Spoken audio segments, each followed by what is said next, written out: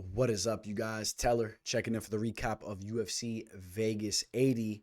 Now, I'm going to let you guys know right now this recap isn't going to be your normal recap.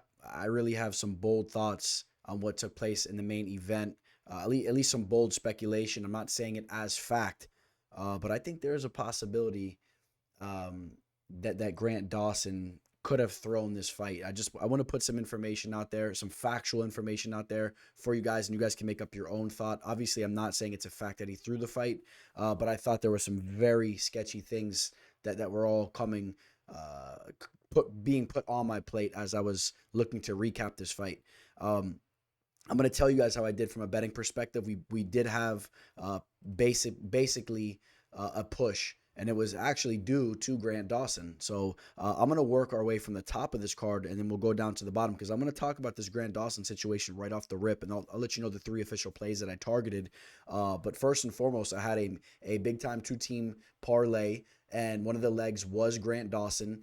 And in fact, the first leg actually hit early in the week on Tuesday when I hit that play on Magomed Sulov, which I grabbed at minus 800. I know it's a very, very high line. You saw how that fight played out, complete domination. I thought that was one of the biggest mismatches that the UFC was ever a part of, and I just was willing to throw that in a parlay with Grant Dawson because I wanted that Dawson tag to come down. I got Dawson at minus 380, so combined it was minus 237. I threw 5 units on that, and I stand behind the play. I mean, it is what it is. It was an L, but check this out, man.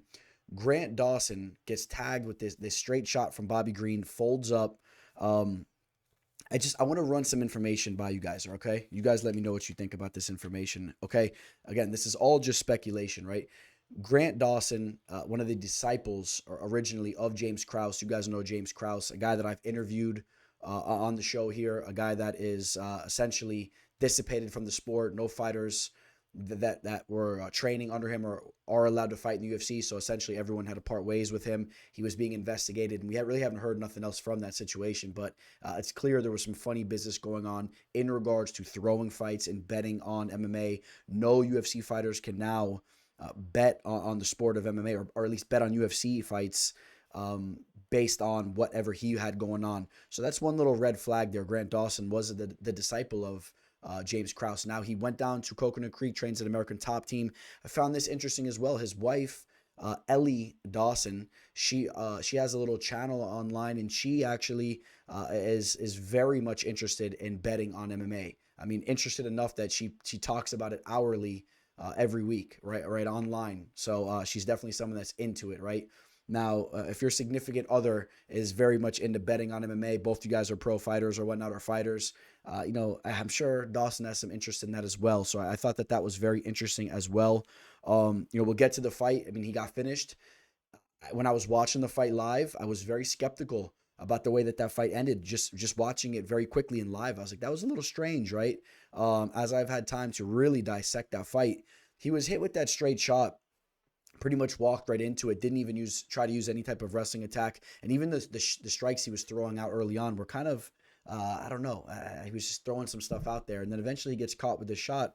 When he gets dropped, he is completely coherent. You can see very clearly that he is locked on Bobby Green. He's coherent. He's seeing what's going on, and he kind of rolls over as Bobby Green lands a couple follow-up shots, and he lays flat. And Grant Dawson's a fighter that has taken some big time damage throughout his lengthy pro career. This is a guy that has 23 pro fights. If you think about the Dana White's Contender Series fight that he had, took a lot of damage in that fight. This is a tough dude, okay? He got hit with some follow-up shots by Bobby Green, was not ever put out unconscious, and he just rolled over on his stomach, and even after the fight was stopped, he just laid there. Okay, to me, seemed a little sketchy. I feel like Dawson would have been trying to scramble, trying to maneuver out of that, and eventually would be getting back up to his feet and being frustrated with the loss. And he took it very well. And after 30, 40 seconds of laying flat, covering up, he got up and took it very well. A little bit strange there for me as well. It just with the naked eye test, watching the fight, it just seemed a little off to me. I'm gonna let you guys know that right now. Now, Bobby Green was a plus 2,100 to get the job done in the first round, to get that first round knockout. If you threw $1,000 on that, that pays $21,000. If you throw $10K on that, it pays $210,000. Obviously, do the math if you want to put some more money on that. However, you would pull some type of tactics off like that, spreading money around. But again, pure speculation. I just felt like that fight was weird. I'm not one of those conspiracy type dudes, man, but I don't know. Maybe it's just been a long weekend and the teller is burnt out. But I felt that something was a little strange going on there. And obviously that Grant Dawson fight pushed me to a stalemate. If it wasn't for the Dawson loss, I would have had a clean sweep. We would have hit all 3 official plays as we hit our other spots here, which I'm just going to jump to right now. First and foremost, all new customers that missed out on the Dana White's Contender Series play because they joined later in the week, they were advised to parlay Drew Dober with Grant Dawson. So obviously Dober looked good, got the finish in the first round. They would have cashed if Dawson would hit as well. And obviously I did have another parlay mixed up. I had a bet on that as well. So, but besides that, I had a 4-unit play on Bill Algeo that I caught at -130. That was a play that I bumped up after Montel Jackson fell off this card. I had a big play on Montel Jackson. So I bumped up Bill Algeo from a 2-unit to a 4-unit. Looked good against Alexander Hernandez, was just kind of going out there, controlling that fight throughout. And that was a fight I really liked. I didn't think that Hernandez was going to be able to play that game with Algeo. Algeo was going to be too crafty. We had a 2-unit play on Karolina Kovacevic over Diana Belbita. Caught that at -155. I just knew that Diana Belbita hadn't faced any of hasn't faced any competition near the level of what KK has been facing throughout the years. KK went on that little losing streak against some of the best fighters in the world, and she's still been going out there as of recently, though, and stringing on victories. That's now 4 victories in a row. Karolina, much more proven, and you could tell, even though she's getting up there in age, that she's still very much involved in the fight game. She's very, she's fully in, you could tell. And you saw it in the fight. She won every round. All right, so we won those 2 plays there. And another play that I was going to throw on the card that I didn't, I'll throw that out there as well. And it's my fault. I didn't make an official play, but I was very, very close to taking Kulenga Yori, however you want to say that name. I know you say it all different types of ways and whatnot, but I call him Kulenga Yori. And, he went out there, got the unanimous decision against Johnny Munoz Jr. Overall, we did quite good picking this card overall. Vanessa Demopoulos should never have got the victory. I thought that Kanako Murata won rounds 2 and 3 decisively. So, other than that, man, we picked this card pretty solidly.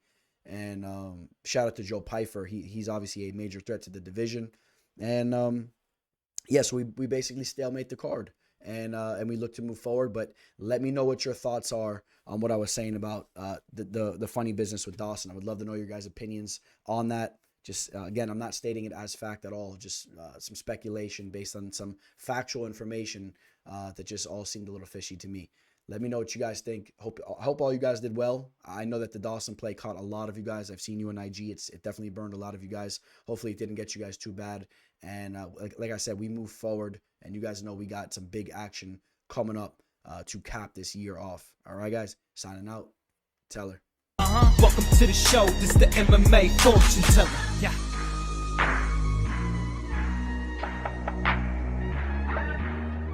The MMA fortune teller. The teller.